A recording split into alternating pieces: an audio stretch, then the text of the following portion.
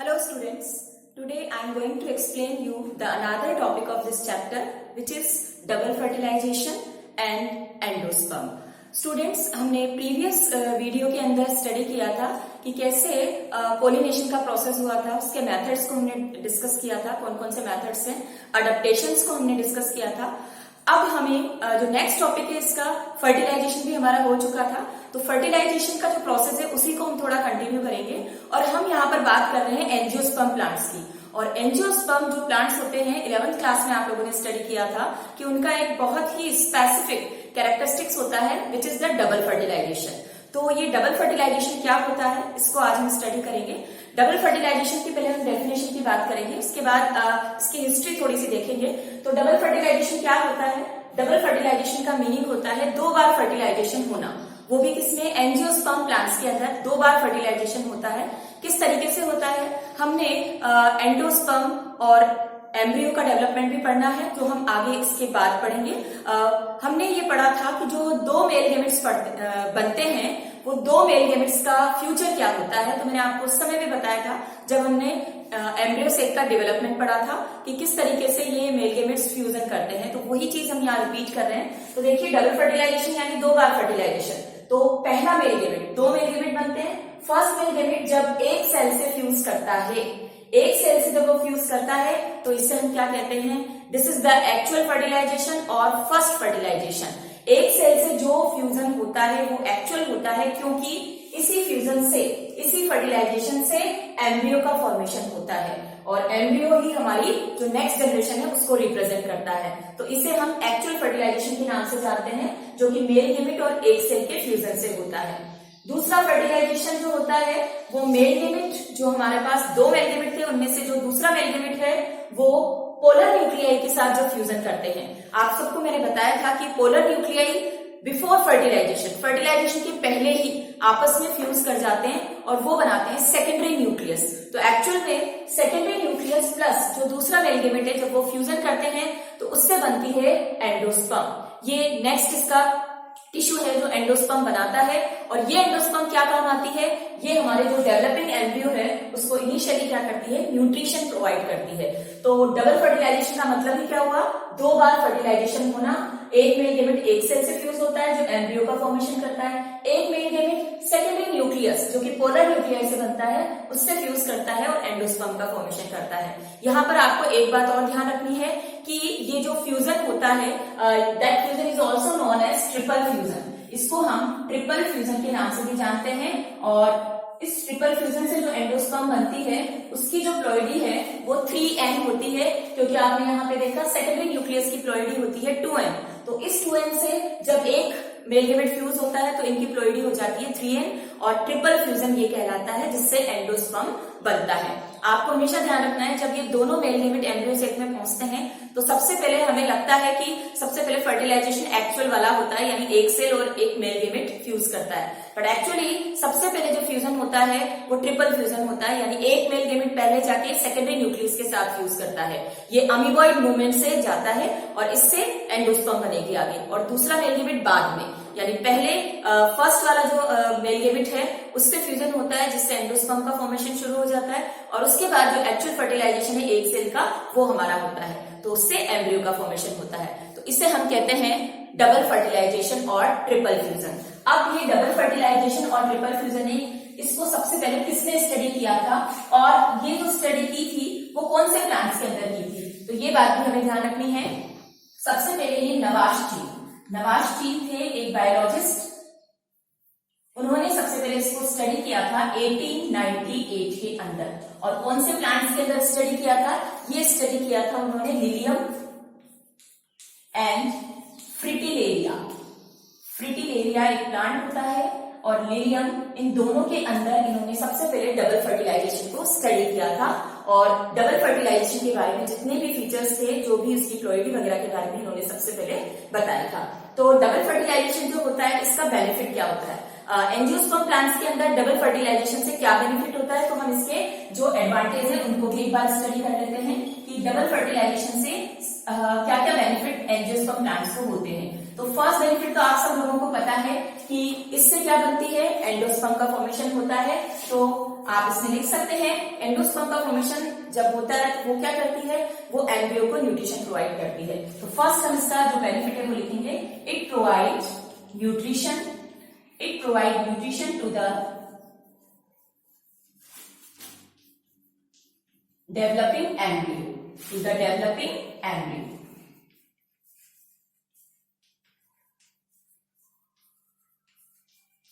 दूसरा बेनिफिट हमारा इसमें हम देख सकते हैं कि जो ये एंडोस्पर्म बनती है उसमें जो क्वालिटीज होती हैं वो दोनों क्वालिटीज होती हैं, जो ऑफस्प्रिंग की क्वालिटी होती है और जो पेरेंट की क्वालिटी होती है। तो ये एक हाइब्रिड विगर को रिप्रेजेंट करता है। हाइब्रिड विगर आप जानते हैं, एक तरह से हाइब्रिड जो बनते हैं उनमें रेजिस्टेंस बहुत ज्यादा होता है, वो ज्यादा एडवांस होते हैं जो भी पेरेंट प्लांट होते हैं उनसे।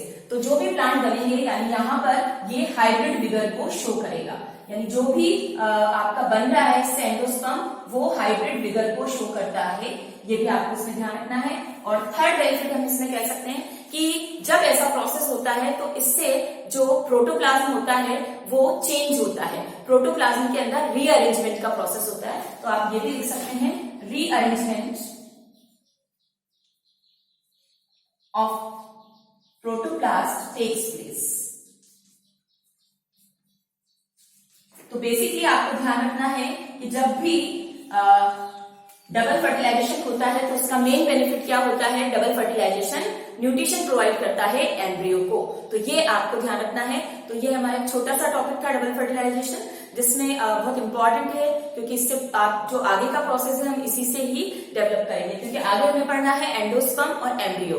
तो अब आप देखिए एंडोस्पर्म का फॉर्मेशन। नेक्स्ट अब हमारा टॉपिक होगा एंडोस्पर्म का फॉर्मेशन।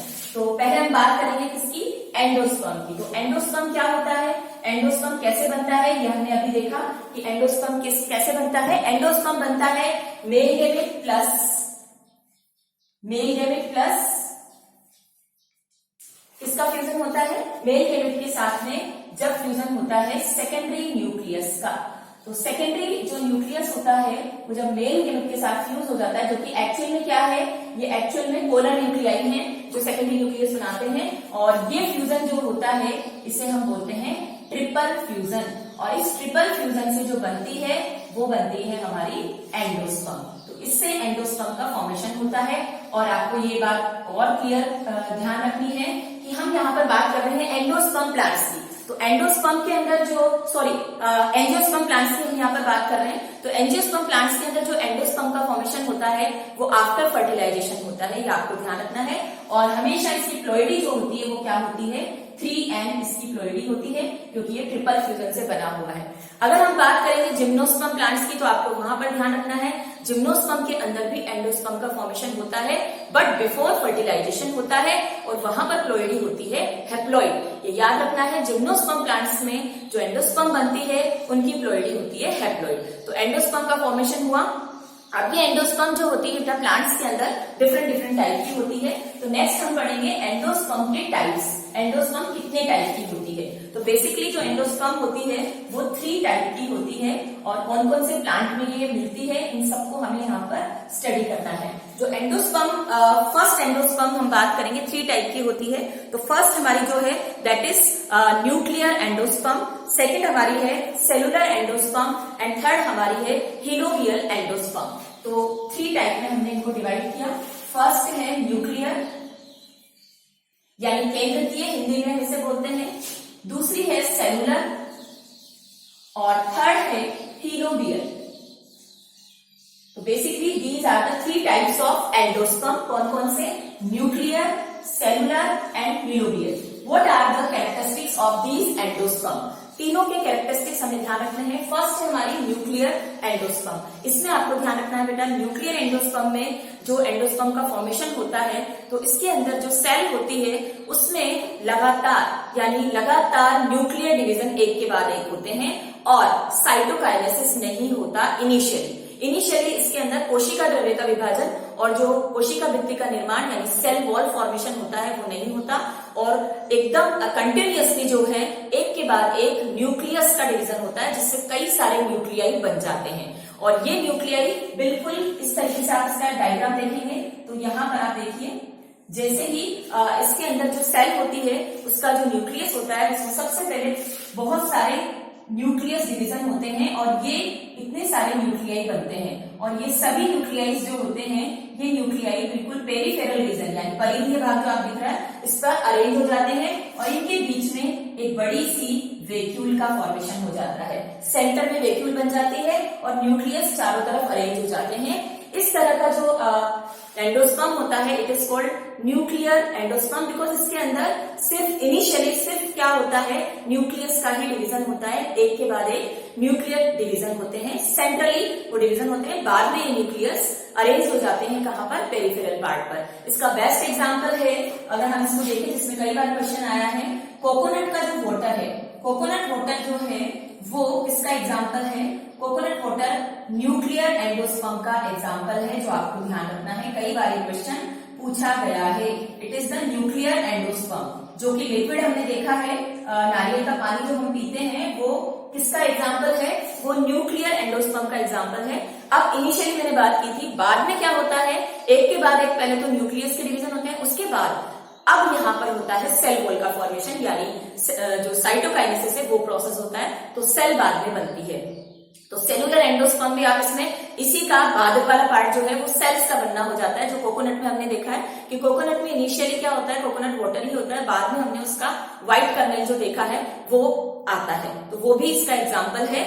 वो बात की बात है, लेकिन लगातार अगर न्यूक्लियस डिवीजन होंगे और कोकोनट वाटर इसका एग्जाम्पल है, तो आपको ध्यान रखना है कि इसमें न्यूक्लियर डिवीजन ही होता है, यानी ये न्यूक्लियर एंडोस्पर्म होती है जिसमें सबसे पहले लगातार न्यूक्लियस के डिवीजन होते हैं। दूसरी आती है हमारी सेलुलर एंडोस्पर्म। इसके नाम से ही पता लग रहा है हमारा कि इसके अंदर जो सेल होती है उसके न्यूक्लियस के अंदर कैरियोकाइनेसिस एंड साइटोकाइनेसिस, यानी न्यूक्लियस का डिवीजन एंड जो सेल का सेलुलर डिवीजन होता है, साइटोकाइनेसिस होता है, वो साइमल्टेनियसली होता है, यानी जैसे ही न्यूक्लियस डिवाइड होगा फिर सेल भी डिवाइड हो जाएगी। तो इस तरह से जो एंडोस्पर्म बनेगी वो किस तरह की बनेगी, इसको हम कहते हैं सेलुलर एंडोस्पर्म।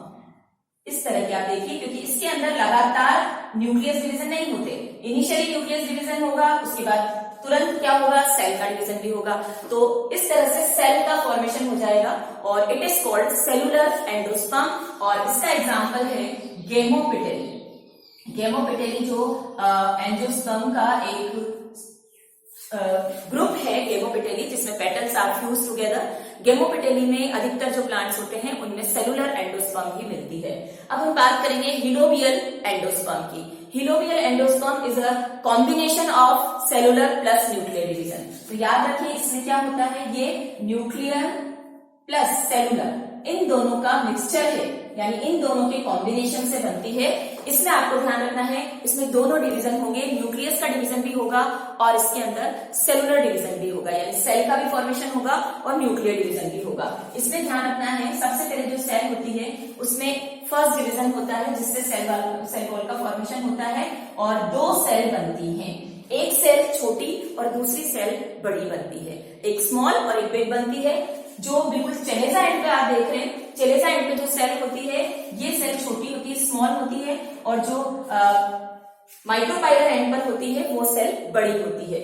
ऊपर वाली सेल में लगातार कौन से डिवीजन होते हैं, न्यूक्लियर डिवीजन, यानी इस वाली सेल के अंदर लगातार क्या होगा, एक के बाद न्यूक्लियस का डिवीजन होगा, तो ये न्यूक्लियर डिवीजन रिप्रेजेंट करेगी जो न्यूक्लियर एंडोस्पर्म को रिप्रेजेंट करता है। और नीचे वाली सेल के अंदर जो डिवीजन होगा वो कौन सा होगा, वो सेलुलर होगा। सेलुलर का मतलब यहाँ पर क्या है, सेलुलर का मतलब है यानी न्यूक्लियस के डिवीजन के बाद जो सेल वॉल का फॉर्मेशन भी उसी के बाद हो जाएगा, तो एक के बाद एक सेल का फॉर्मेशन होगा और सेलुलर एंडोस्पर्म बनेगी। तो हिलोबियल जो है वो कहाँ मिलता है, ये मोनोकोट्स के अंदर। मोनोकोट्स जो होते हैं उनका स्पेशली आपको ध्यान रखना है, एग्जाम्पल में मोनोकोट्स में एक ऑर्डर होता है हिलोबियल। हीलोबियल ऑर्डर के अंदर ही इस तरह की एंडोस्पर्म मिलती है। हम सभी मोनोकोट्स की बात नहीं कर रहे, हम सिर्फ बात कर रहे हैं हीलोबियल ऑर्डर की। उस ऑर्डर के अंदर जितने भी प्लांट्स आते हैं उनके अंदर हीलोबियल एंडोस्पर्म ही मिलती है। तो आपने 3 पढ़ी है। फर्स्ट न्यूक्लियर है, जिसमें आपको एग्जाम्पल ध्यान रखना है। कोकोनट वाटर तो मैंने आपको एग्जाम्पल दिया है स्पेशली इसके अंदर, बट अधिकतर जो है 34 से भी ज्यादा जो एंजियोस्पर्म प्लांट्स होते हैं उनके अंदर ये ही मिलती है, न्यूक्लियर वाली ही मिलती है। बट इसमें जो क्वेश्चन पूछा गया है वो हमेशा ये पूछा है कि कोकोनट वाटर की प्लॉइडी बताइए। कोकोनट वाटर किसका एग्जाम्पल है? तो आपको याद रखना है ये लिक्विड एंडोस्पर्म का एग्जाम्पल है। लिक्विड एंडोस्पर्म तो कौन सी है? Coconut water. और कोकोनट कर्नल जो होती है, व्हाइट कलर का जो पार्ट होता है कोकोनट का, वो क्या है?